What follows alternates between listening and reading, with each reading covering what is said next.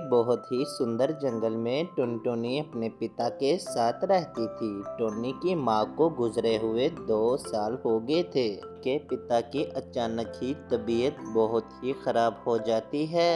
इतनी ज़्यादा तबीयत खराब हो गई है मेरी, अगर मुझको कुछ हो गया तो टोनी का क्या बनेगा। ऊपर से घर में कुछ खाने को भी नहीं, टोनी को भी खाना लेने के लिए नहीं भेज सकता। आज ही मैं अपने मालिक को बुलाऊंगा कि वो मेरी बेटी को गोद ले ले और उसकी अच्छी तरह देखभाल करे। आखिर मैंने भी तो मालिक की कितनी सेवा की है ना। मुझे लगता है कि मेरा समय आ गया है, मालिक भी मेरी बातों को नहीं टालेंगे। 2 दिन से टोनी का पिता बीमारी की वजह से काम पर नहीं जा रहा था। तब उसका मालिक घर आ जाता है। ओ भाई, क्या हुआ तुम्हें?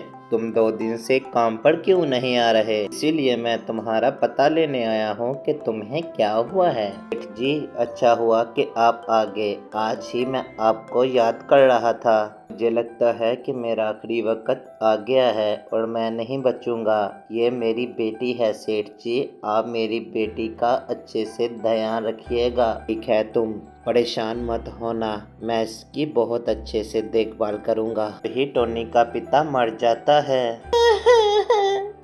पापा मुझे छोड़ के मत जाओ पापा, मैं आपके बिना कैसे रह सकती हूँ पापा, मुझे छोड़ के मत जाओ पापा।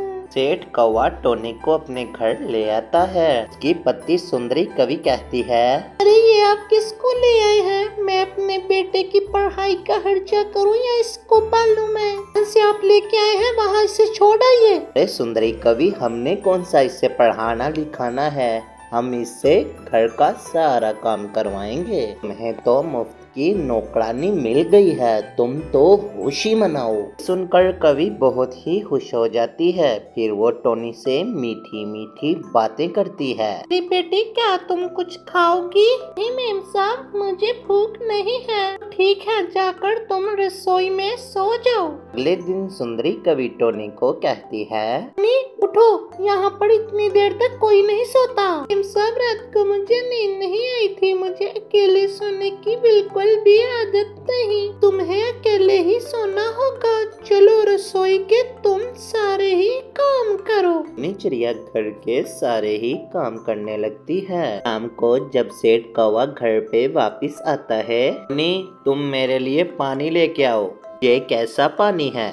ये तो गर्म पानी है, ठंडा पानी लेके आओ। हमसे थका हुआ घर आया हूँ और तुमने मेरा सारा मूड ही खराब कर दिया।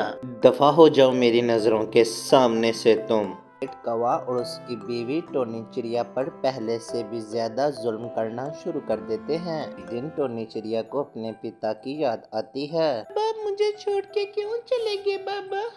मुझे आपकी बहुत याद आ रही है बाबा। मुझे कोई प्यार नहीं करता, माँ भी नहीं मेरे पास और पापा भी नहीं। मैं कहाँ जाऊँ? चिड़िया सेठ की बीवी को कहती है, मुझे बाहर जाना है, सैर करने जाना है, खेलने जाना है, क्या मैं जा सकती हूँ?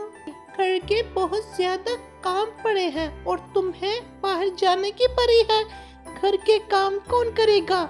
चलो घर के पहले काम करो। का बेटा कालू कौवा देख रहा होता है और कालू कौवे को टोनी पर बहुत ही रहम आता है। जिन सेठ की बीवी टुनटुनी को बेवजह मार रही थी, तो कौवा इसे आकर बचा लेता है। हाँ, ये आप क्या कर रही हो? आप में जरा भी दया नहीं, किस तरह आप इस पर जुल्म कर रही हो। फिर वो घर के सारे काम तो आपके साथ कराती है और आपको क्या चाहिए?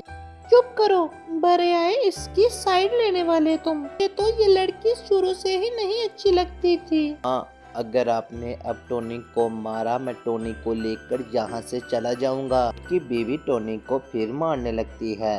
कौवा टोनी को लेकर घर से चला जाता है। फिर जाकर एक पेड़ पे टोनी और कौवा बैठ जाते हैं।